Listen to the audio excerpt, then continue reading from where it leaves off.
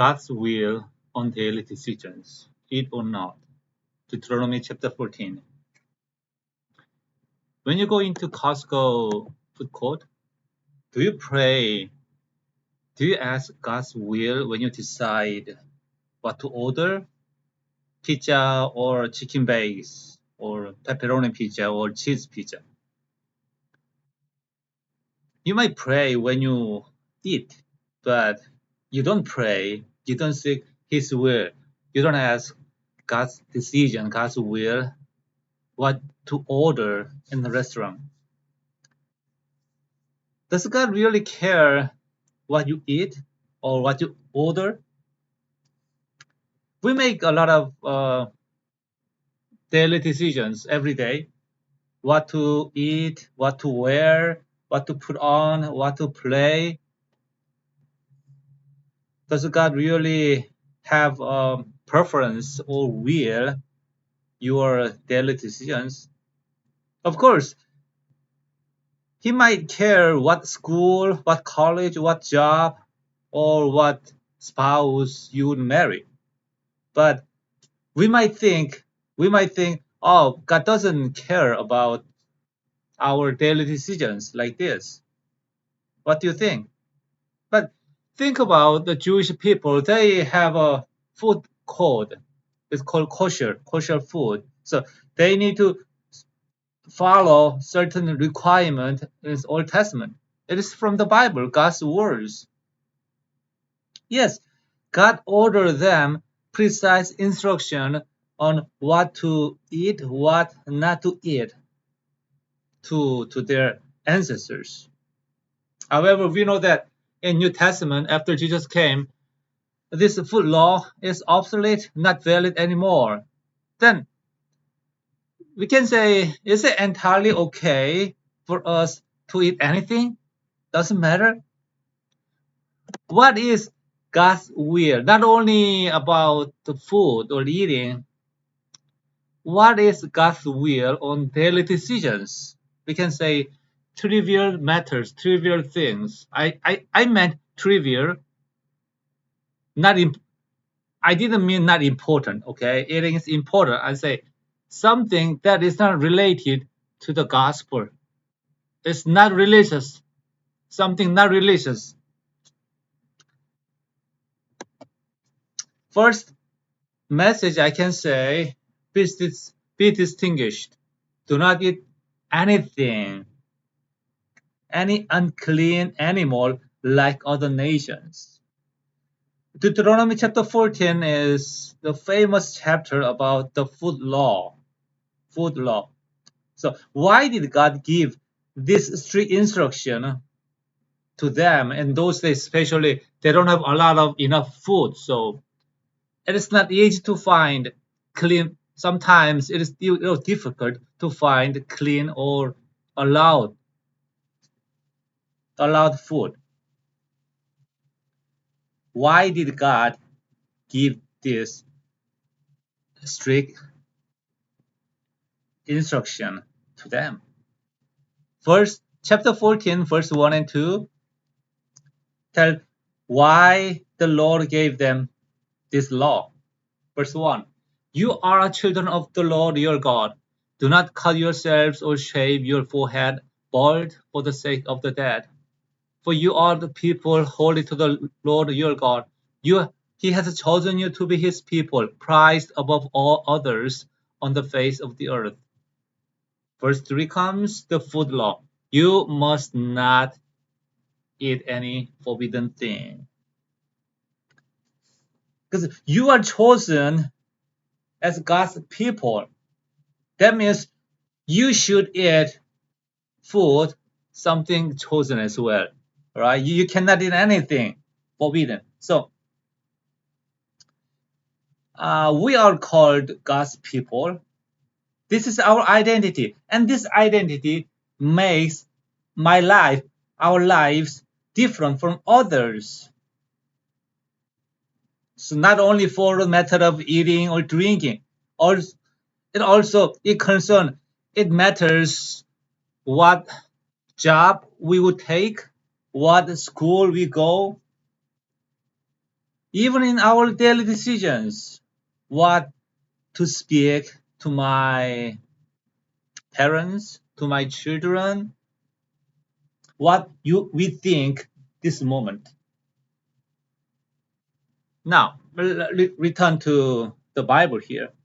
Now, is there any guideline or definition of unclean, forbidden food, forbidden thing, unclean thing?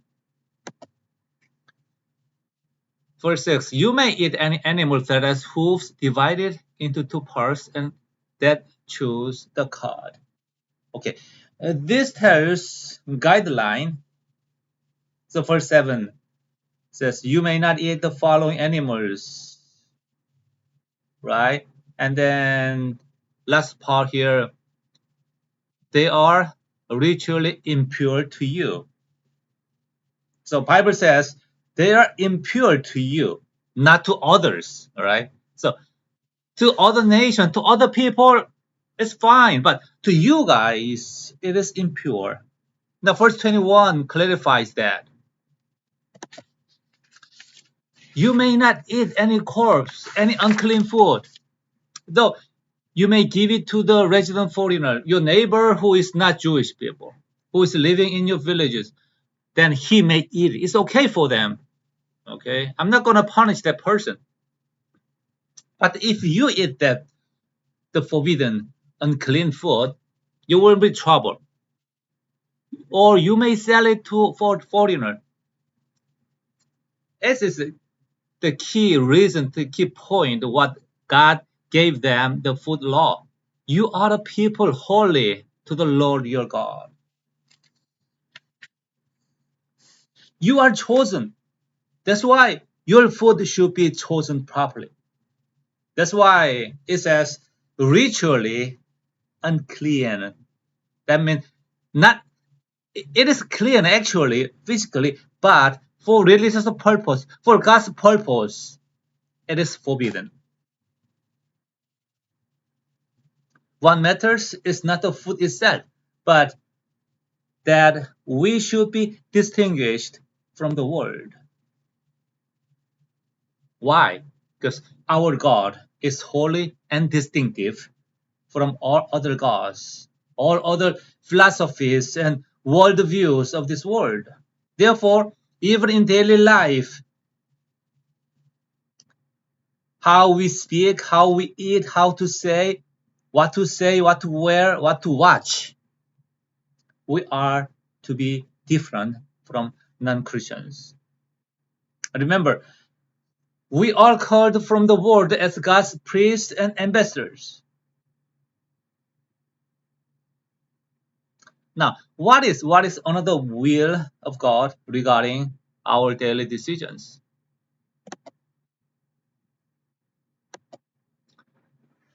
If we keep reading Deuteronomy chapter 14, yes, verse 22, you must be certain to tithe all the produce of your seed that comes from the field year after year.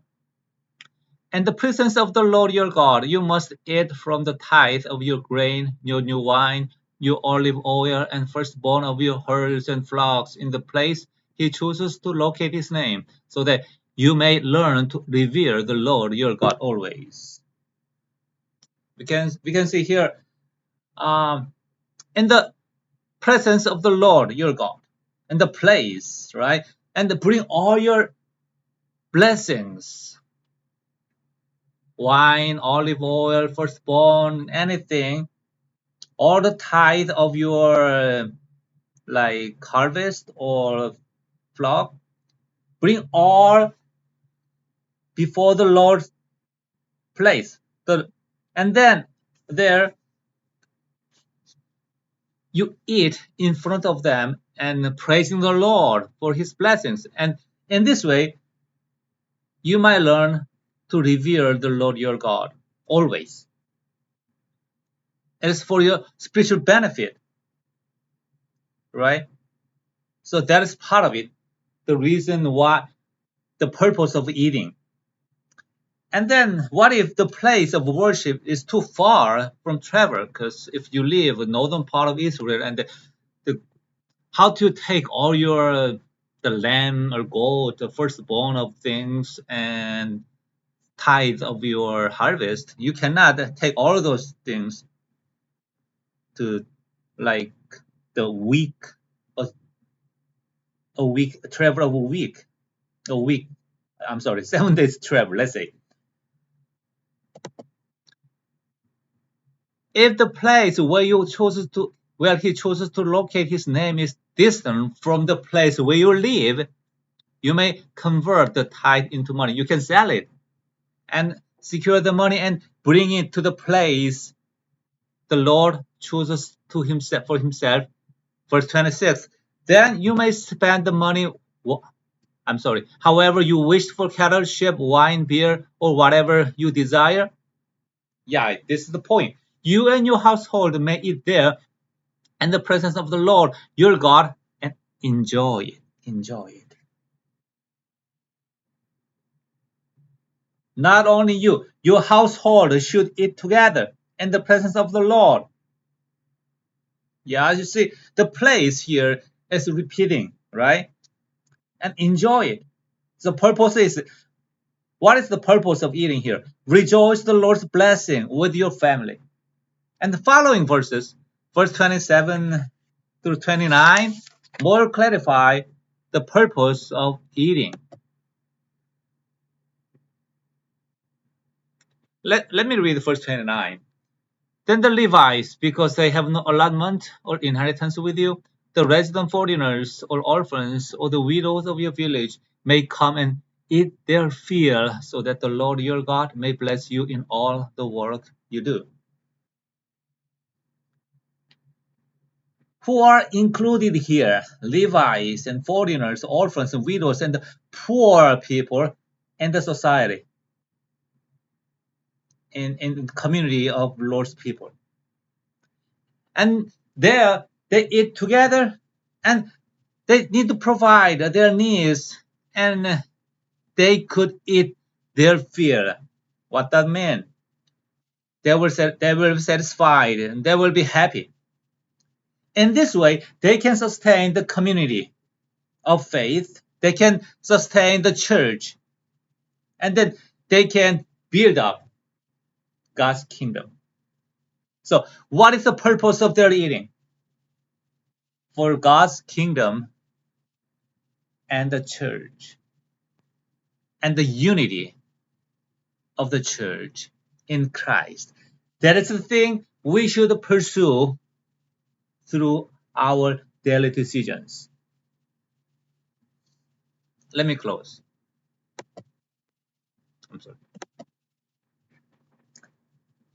Deuteronomy chapter 14, God commands about what to eat, what not to eat, what is forbidden.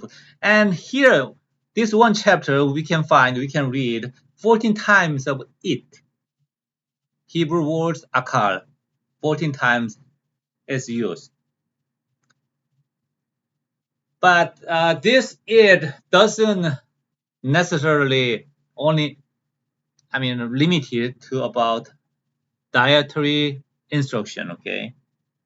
It includes our daily decisions because you eat 3 times a meal. So, yeah, 3 times you will consider God's will and His direction. So, it is to give us the priority and principles in our decision making, daily decisions. In the Old Testament, gave them strict orders, strict guidelines. But the New Testament gave us freedom. You are free what to eat, what to drink, everything's clean, what to watch or what to listen, or whom you make friend with. However, we are to use our freedom not for ourselves, for God's purpose, like a grown-up child of God. So, what are the two principles in our daily decisions?